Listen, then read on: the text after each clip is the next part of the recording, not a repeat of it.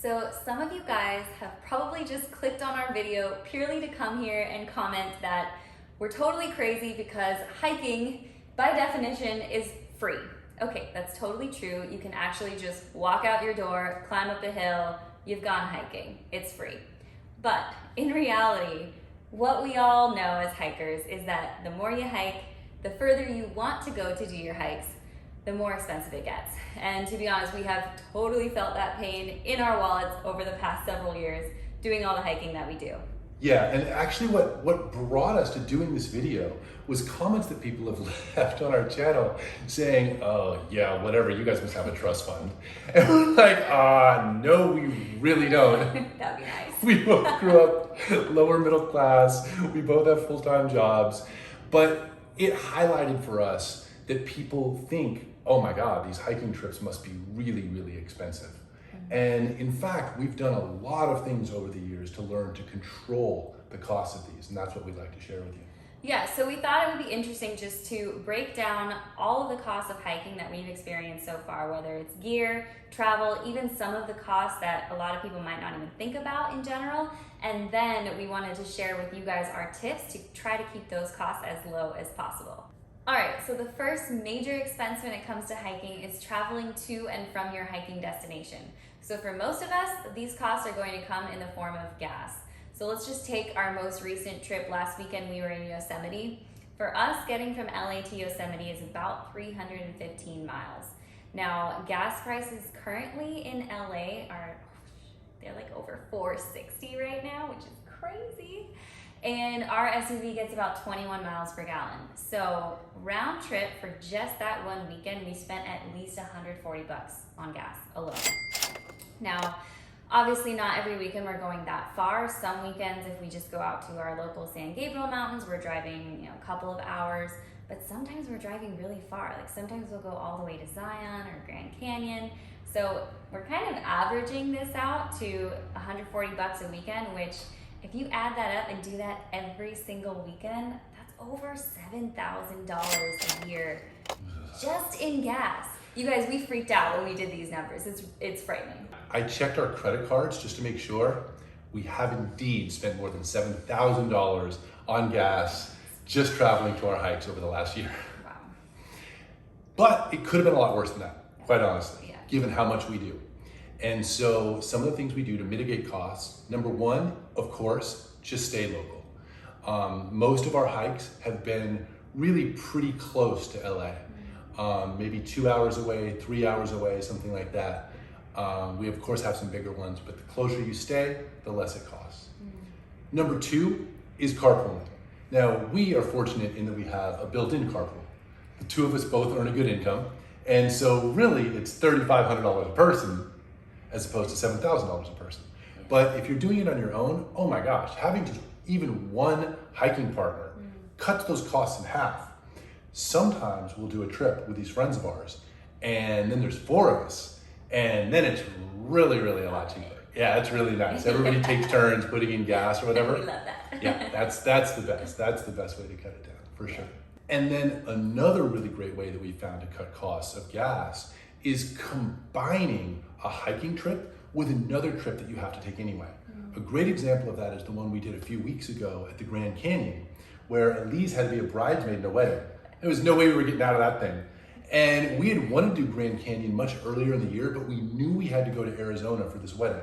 Yeah. In fact, to Flagstaff, which is really, really close to the Grand Canyon. It was perfect. So we just planned it so that we had one day to do the Grand Canyon. As you saw, that was almost a disaster because we barely got it done, but it worked and it saved us a ton as opposed to doing a whole other trip out to Arizona just to hike the rim to rim.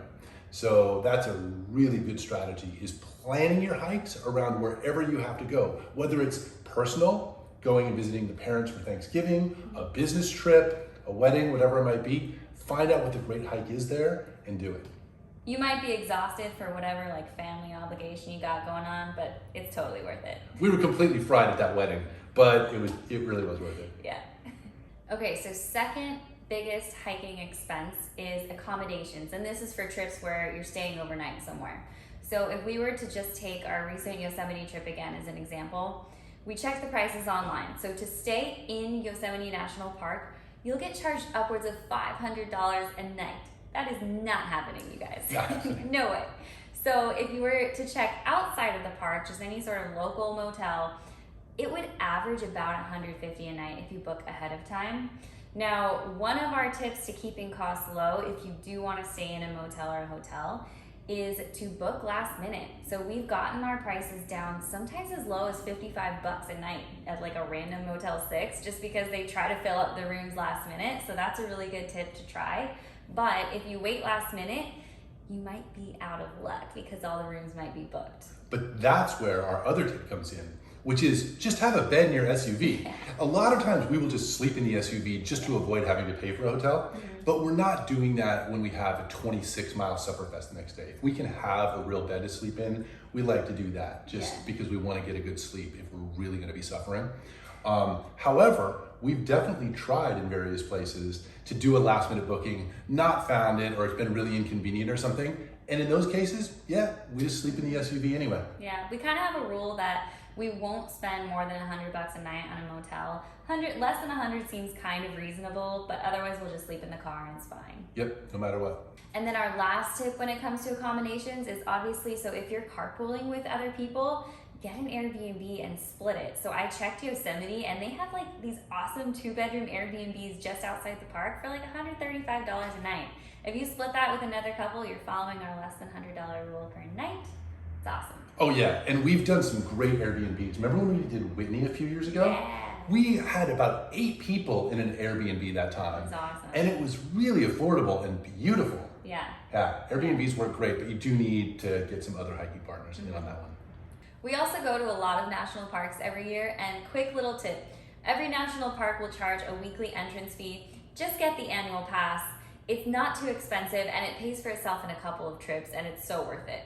But don't forget to bring the pass. Like when we went to Hawaii, we had to pay all over again for Haleakala National Park because we didn't bring it with us. That was such a bummer. That was such a I'm bummer. still bummed about that one. Yeah, so get the National Parks Pass for sure, and just every year. Yeah. But don't forget to bring it. Bring it with you everywhere.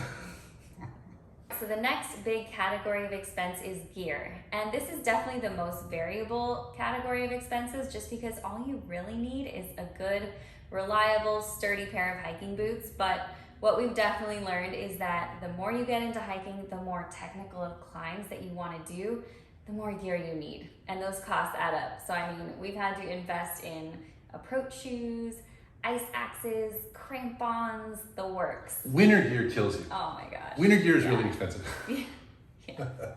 But we have figured out some ways to mitigate those costs. Yes, number one is getting gear secondhand. Yeah. That's great. There are some stores, some exchanges where you can get gear. 95 instead of 270. Whoa, now that's what I'm talking about. Yeah. And I personally really like to use Craigslist. Adam loves Craigslist, you guys. During the whole toilet paper outages around the United States, Adam would go on Craigslist, find black market toilet paper, and like go and buy it in the middle of the night, like 2 a.m. in some dark alley. But ever since then, he's been obsessed with Craigslist, and he actually gets pretty great stuff. I really do. So Craigslist is great. Secondhand stores are great. Yeah. Also, I'm a big believer in repurposing things or just DIYing things. Obviously, we DIY'd our SUV bed. We DIY'd our little camping shower. And I recently DIY'd us a Via Ferrata setup because those things are so expensive. I know, it's ridiculous. Ridiculous. It was almost $200 per setup. It would have been $400 for the two of us. I found these high-rise construction, basically Via Ferratas, that were $29 each. And I just sawed off the big metal construction hooks, and then we just put on carabiners, and they work great. They're super light once you get rid of the giant metal hooks. And so for $60, we got Via Ferratas for the two of us. Saving us money. Saving us money. And it's just also cool. DIY projects are fun. Yeah, you were really proud of that one. Yeah, felt good about that one. Other tips, so if it's just a one-time technical type of climb, you don't plan on doing it a ton or you just want to test it out, you can just borrow gear. We've definitely done that before with some of our friends. And then my last tip is that name brand is not always as important as you think it is. So Yes, you want something good quality because you want to just have to buy a piece of gear once and then be able to use it for many, many years. But I have definitely found really affordable products on places like Amazon that have lasted me forever, and they've been like hundreds of dollars cheaper than the name brand. So, I mean, it takes a little bit of research, but if you read the reviews, always read the reviews and try some things out. Give it a go. Now, another big area of expense for people, especially when you're out on the road, going on big overnight trips, is actually food. And I know a lot of us, it's so easy to just want to like go to a restaurant, just pick up some easy food. But if you're doing that every single meal when you're on the road, I mean, if you even just were going to a decent restaurant, spending like between 30 and 60 bucks per meal per couple, that really adds up. I mean, you could be spending up to 200 bucks per day just on your food. So what we have kind of decided to do is we try our very hardest to really only eat our own food that we bring. So we did invest in a Yeti cooler, but that allows us to pack a bunch of food in the car. We'll pack veggies, oatmeal, like deli meat. We can make sandwiches, and we'll just cook up our own food whenever we're out on the road. Yeah, I would honestly say Yetis are expensive, but that Yeti paid for itself in like one trip. Yeah. I mean, 1 4-day trip, when you just bring all your own food, it's already paid for itself. Yeah. All right, so you might be thinking, that still seems kind of expensive. And yeah, it's not cheap to go hiking in these far-flung places. But if you compare it to just about anything anyone else does on a weekend, it compares very favorably. Just one date night, dinner, drinks, and a movie for 2 people, average cost $226 in California. If you want to go golfing, average for a round of golf in California, $61. 2 people, a round on Saturday, a round on Sunday, $244. Right in line with what we're doing hiking, and we can definitely tell you hiking is a lot healthier. Unless you're eating like tons of Pop-Tarts like this guy. I need a Pop-Tart first. He finally earned his Pop-Tart. Have some Pop-Tart. Yum. Yeah, those diabetes bills really add up. Oh, it'll be okay. But overall, highly recommend hiking. Highly recommend you guys follow some of these tips. Yeah, I hope they were helpful. Let us know if you try any of these tips out. Yeah, and we'll see you guys out on the trail. See ya.